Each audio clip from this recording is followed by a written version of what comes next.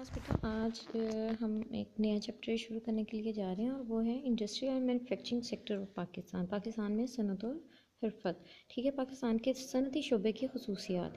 किसी भी मुल्क की माशी तरक्की में सनती पैदावार जो है उसकी बहुत ज़्यादा अहमियत होती है, क्योंकि हम कहते हैं कि capital is the blood of the economy. ठीक है, अब कैपिटल कहाँ से आएगा? अब चीज़ें मैन्युफैक्चर होंगी तो ही मशीनरी वगैरह जो है वो हम यूज़ कर रहे होंगे। पाकिस्तान में भी सनती पैदावार के शोबे ने माशी तरक्की में बहुत अहम किरदार अदा किया है।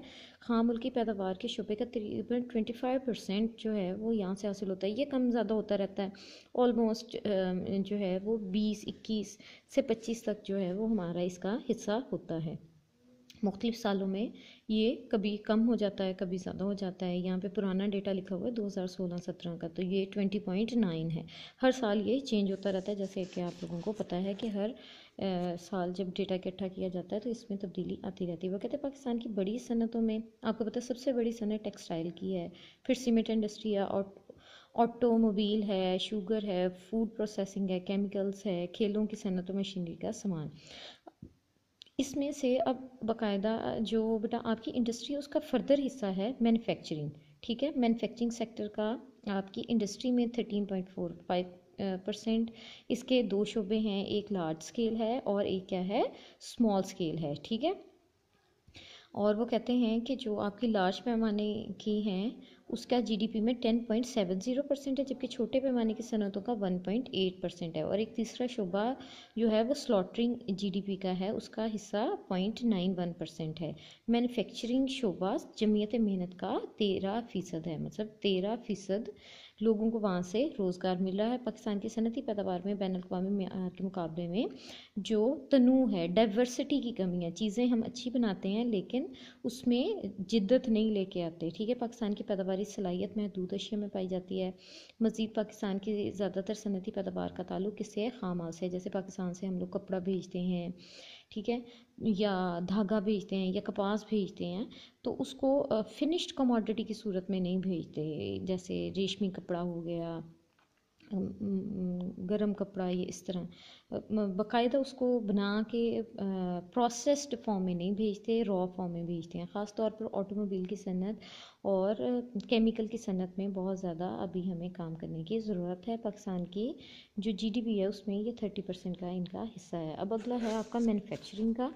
ठीक है, पाकिस्तान में वो कहते हैं दर्जा झैल इसके अज्जा हैं। पहला है कि आपने क्या करना है, इवेलुएशन एंड डेवलपमेंट। पाकिस्तान ने सनत और हरकत के शोबे में बहुत थोड़े से अरसे में बहुत ज़्यादा तरक्की हासिल की है। इब्तदाई अय्याम में टैरिफ की ज़्यादा शरह, दरामदी बदल की पॉलिसी और अशिया सार्फिन की पैदावार पर तवज्जो देकर मुल्क की सनत को सहारा दिया है।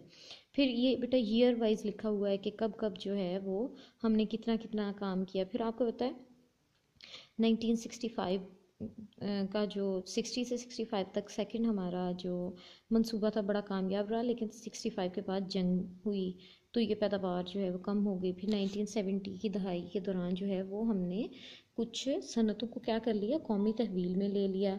फिर इसकी शरह नमू फिर से बेहतर हुई और 8.2% हो गई। तो ये इस तरह आपने बेटा ईयर वाइज करना है। इसी तरह रोज़गार कि कितने लोगों को यहाँ से रोज़गार मिलता है, जैसे ये ईयर वाइज के 1950-51 में 9 लाख लोगों से इजाफा हुआ, 1996 में 3.53 मिलियन लोगों को इसने रोज़गार दिया। ठीक है, कॉरपोरेट सेक्टर की कारकर्दगी 1970 की दहाई में सनत और हरफत के शोबे में पैदा होने वाले मसाइल की जड़ 50-60 की दहाई में अपनाई गई हुकूमती पॉलिसियाँ थी। इन दो दहाइयों में हुकूमत की तरफ से मालियाती फ़वाइद आने वगैरह जो सब्सिडाइज़ कर रहे थे, उससे सनत की तरक्की हुई, जिसने मुआशी और तकनीकी लिहाज से एक कमज़ोर सनती शोबे को जन्म दिया, क्योंकि लोगों को उसमें फ़ायदा नज़र आ रहा था, कर रहे थे वो काम। लेकिन अब जाहिर है अगर आपकी उसमें एक्सपर्टीज़ नहीं है तो वो उतने बेहतर तरीके से नहीं चलेगा।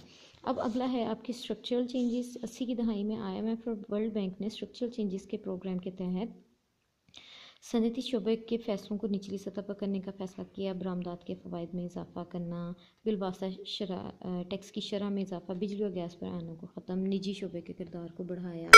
ठीक है, ये सारी चीज़ें बेटा आपकी रिटर्न है, आप लोगों ने एज इट इज़ इसको याद करना है, कोई समझाने वाली इसमें ख़ास चीज़ है नहीं। अगला है स्ट्रक्चर ऑफ मैन्युफैक्चरिंग सेक्टर के उस किस किस्म का है। जैसे हमने शुरू में पढ़ा है कि ये दो तरह का है, एक लार्ज स्केल है और एक क्या है, स्मॉल स्केल है। ठीक है, अब इसमें जो है वो हम देखते हैं कि 50 और 60 की दहाई में सनती तरक्की की बदौलत बड़े पैमाने की सनतों में खातिरखवाह इजाफा हुआ। LSM के GDP में के हिस्से में 1990 की दहाई तक 2.66% से बढ़कर वो कितनी हुई 11.11% तक तकरीबन 9% इजाफा हुआ। ठीक है। ये जो है मैन्युफैक्चरिंग का दूसरा हिस्सा जो है वो छोटे पैमाने की सनतों में मुश्तमिल है और इसका GDP में हिस्सा 30% है, जिसमें से 25% जो है वो मैन्युफैक्चरिंग और गैर ज़रूरी शुबा के 80 अफराद को रोज़गार फ्राहम करती है। ठीक है। ये SMEs में जो है वो हमारी स्मॉल स्केल इंडस्ट्रीज़ हैं, स्मॉल स्केल एंसिलरी इंडस्ट्रीज़ हैं, टाइनी एंटरप्राइजेज़ हैं, small scale service and business enterprise हैं, मीडियम एंटरप्राइजेज़ हैं। ये बेटा आप लोगों ने पहले पढ़ा हुआ भी है। ठीक है। यहाँ तक आप लोगों ने करना है, बाकी तकनीकी जो है खसूसियत इंशाल्लाह कल करेंगे।